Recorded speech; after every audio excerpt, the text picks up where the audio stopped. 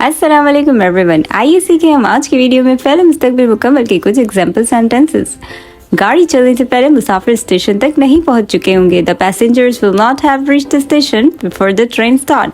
मेरे स्कूल पहुंचने से पहले चपरासी ने घंटी बजा दी होगी। The peon will have rang the bell before I reach the school. घंटी बजने से पहले मैं स्कूल पहुंच जाऊंगा। I will have reached the school before the bell ring. तुम्हारे आने तक आधी फिल्म खत्म हो चुकी होगी। By the time you come the film will have half over.